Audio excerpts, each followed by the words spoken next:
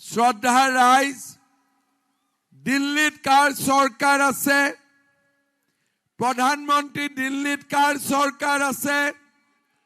দিল্লীত মোদীৰ চৰকাৰ, কাৰ্বি আলঙত বিজেপিৰ চৰকাৰ আৰু দিছপুৰত মামাৰ চৰকাৰ। ভাল হ'বনে নহ'ব?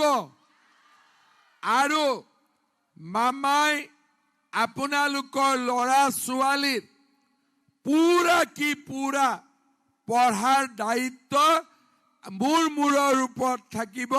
আপোনালোকে একদম চিন্তা কৰিব নালাগে, খৰচ দিয়াৰ দায়িত্ব মোৰ।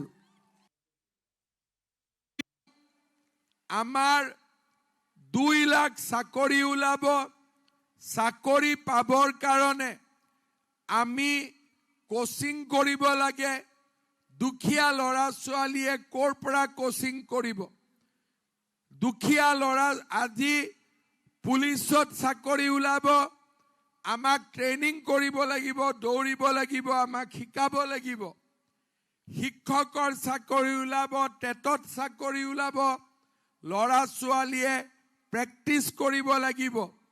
সেইকাৰণে আমাৰ ল'ৰা ছোৱালীয়ে চৰকাৰী চাকৰি যাতে পাব পাৰে, এইবাৰ প্ৰত্যেকটো সমষ্টিতে মই বিনা পইচাত কোচিং চেণ্টাৰ বনাই দিম, যাতে আপোনালোকৰ ল'ৰা ছোৱালীয়ে পঢ়ি আমাৰ চৰকাৰী চাকৰি পাবলৈ সক্ষম হয়।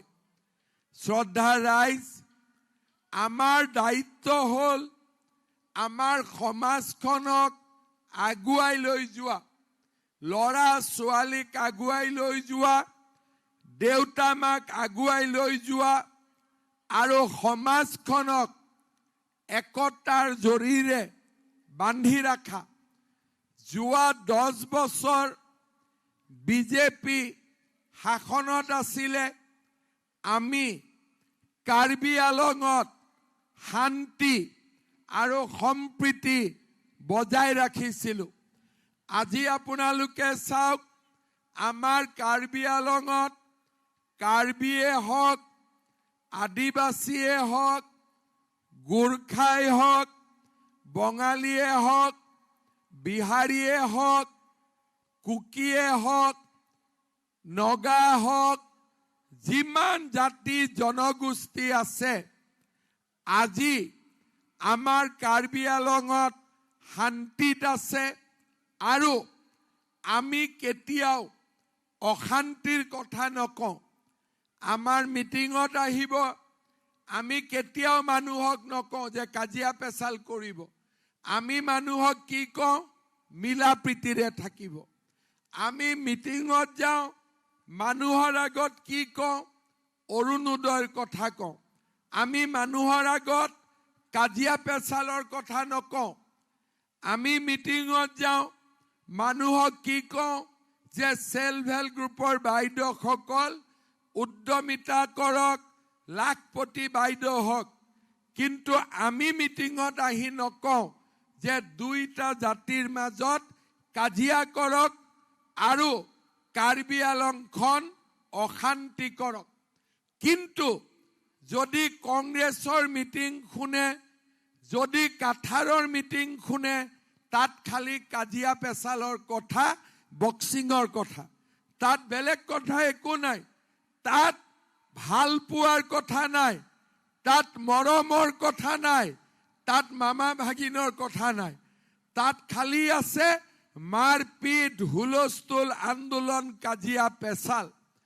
আজি 10 বছৰ বিজেপি চৰকাৰ আছে কাৰণেই আমাৰ বোকাজান সমষ্টিত, কাৰ্বি আলঙত আমাৰ ৰাইজ মৰম, প্ৰীতি, আনন্দ আৰু সম্প্ৰীতিৰ মাজেৰে বাস কৰিছে।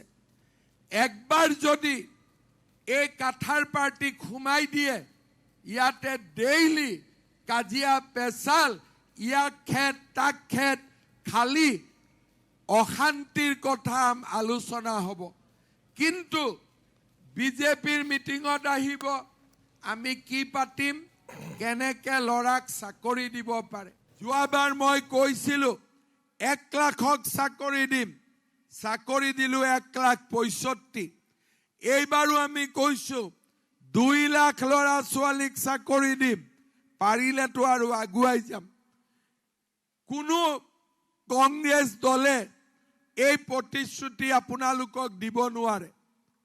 কংগ্ৰেছে কি কৈছিলে যে ক'ৰ পৰা দিব 10,000, 40 লাখ মহিলা, 4,000 কোটি টকা লাগিব।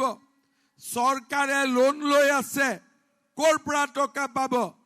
কিন্তু মই কংগ্ৰেছীবিলাকক দেখুৱাই দিলোঁ যে আমাক লুঙি ধুতিৰ চৰকাৰ নালাগে, আমি 10,000 টকা একাউণ্টত দিলোঁ। আৰু সেইকাৰণে কংগ্ৰেছবিলাকে মোক বেয়া পায়। এতিয়া নতুনকৈ উলিয়াইছে যে হিমন্ত বিশ্ব শৰ্মাক মহিলাবিলাকে লগ পালে কিয় চুমা খায়। এতিয়া হ'ল তেওঁলোকৰ সেইটো। কিয় মোক কোনে চুমা খায়? 80 বছৰীয়া আইতায়ো চুমা খায়, মোক মোৰ বাইদেউসকলেও চুমা খায়, বাচ্চাও চুমা খায়। কিয় চুমা খায়? কাৰণ তেওঁলোকে মোক নিজৰ ঘৰৰ মানুহ বুলি বিশ্বাস কৰে, মোক ঘৰৰ মানুহ বুলি ভাবে। আৰু এই কাম এনেকে হোৱা নাই। মই কাম কৰি মানুহক প্ৰমাণ কৰিছোঁ যে মই সঁচাই আপোনালোকৰ পৰিয়ালৰ এজন মানুহ। মোৰ আৰু আপোনালোকৰ মাজত কোনো পাৰ্থক্য নাই।